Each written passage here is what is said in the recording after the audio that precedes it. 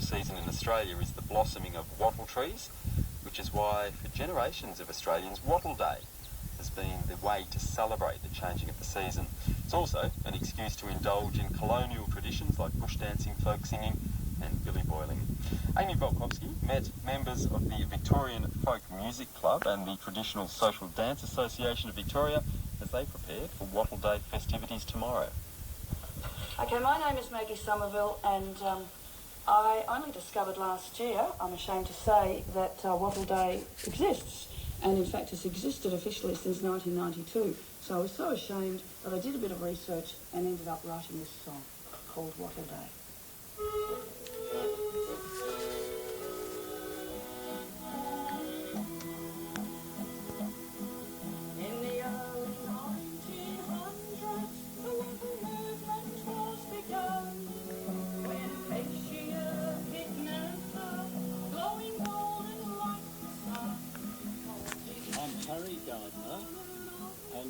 I'm the president of the outfit and also the club buster. When the club first started, which was 1959, it was a kind of national expression to restore folk music. And then for many years it plodded along, and now we're in the state of revival. No less than 160 playing functions each year, so we're active.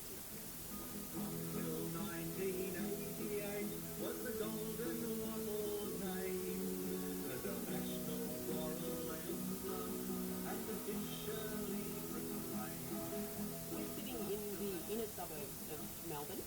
Do you think that there's interest amongst suburban or metropolitan populations in traditions that seem kind of often quite wrapped up in Australia's bush identity?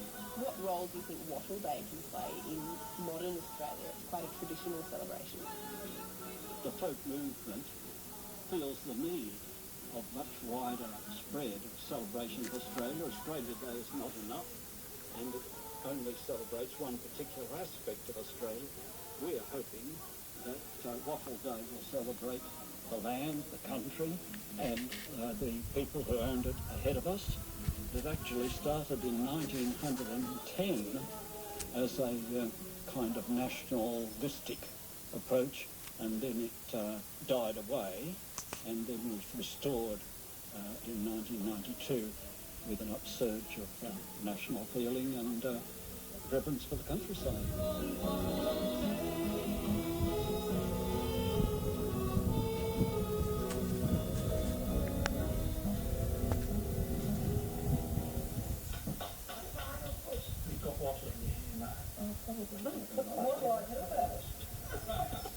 Let's go back to the silver Wallaby. Do we have I can't think of anything more appropriate than bush dancing with the bush yoga.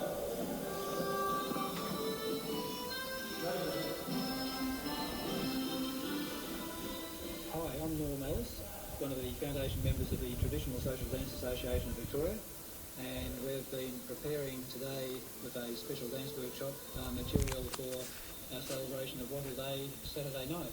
My organisation is working in conjunction with the Victorian Folk Music Club, who have been holding a regular monthly dance out at Ringwood on the first Saturday of the month for how many years, 20, 30 years.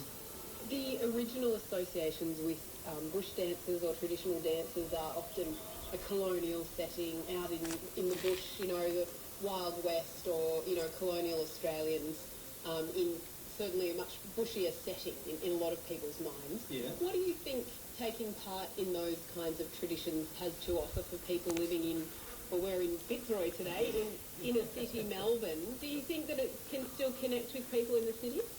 Oh, one would hope so, because, I mean, you go back 100 years, and before we had television, let alone iPods and all those other video games and things, the whole social lubricant was dancing. And everybody used to go along to the monthly dance out in the bush, wherever it was, and all the kids and all the grannies, and everybody learnt by osmosis. We didn't need people to specifically teach like we're having to do these days. But there was a big folk revival back in the 70s, and a lot of bush dancing then, and it's a great means of people getting together and... My point is that the wattle blossom started over a month ago, and spring has sprung and been and gone. And International Wattle Day, or Federational Wattle Day, Australian National Wattle Day, celebrating that on the second Sunday in September? No way. Forget about it.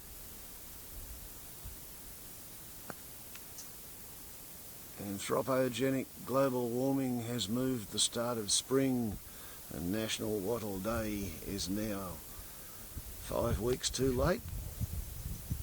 Ciao.